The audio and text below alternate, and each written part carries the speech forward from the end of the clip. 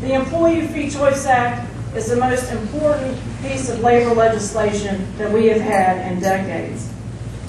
Well over half of American workers say they would like to join a union, but the problem is they don't get the chance.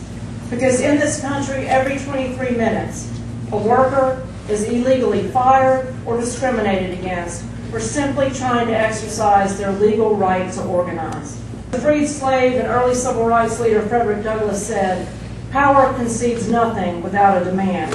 It never did, and it never will." We would not have passed the Civil Rights Act if Rosa Parks had not sat on the bus, and if Dr. King and thousands of others had not marched and stood up and demanded fairness. We would not have elected Barack Obama president if millions didn't pound the pavement, knock on doors, and challenge racial prejudice. We have worked hard to make this country freer and fairer, but now is not the time to sit back and rest. If we want workers to get their fair share, if we want that economic Bill of Rights that Dr. King fought for 40 years ago, then we cannot sit down and be quiet, especially now. We must stand up and speak out. We must be loud and clear that these are not union issues, these are moral issues. These are civil rights issues between right and wrong, fairness and discrimination. So I ask that we leave here tonight committed to getting that union card in the hands of our workers. Let us pledge tonight that we will work to make Dr. King's dream a reality. And let's make a promise that tonight we will never be satisfied or silent until justice rolls down like waters and righteousness like a mighty stream.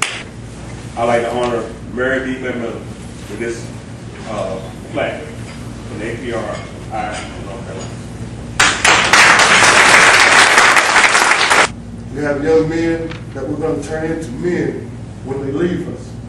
And that's the most important thing about this job. They say, "Coach, where would you rather be right now besides Shaw University?" I said, "I'd rather be nowhere." I hate when 5:30 comes, I have to blow the whistle at 6 o'clock and the kids have to leave.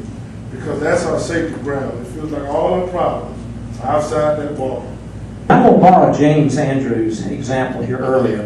Number one was educating the seniors, mobilization. Number two was health care.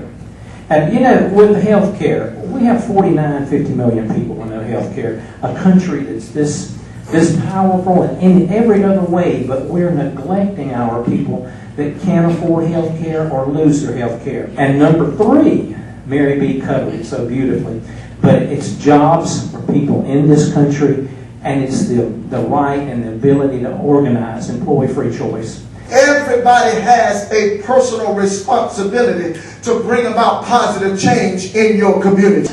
We stand on the shoulders of Randolph. We stand shoulder to shoulder with McMillan. We stand in the shadows of the dream of King. And we stand in partnership with the man who stood on a platform and the people said he'll never become president. All he has in his repertoire is that he was a community organizer. I challenge you tonight.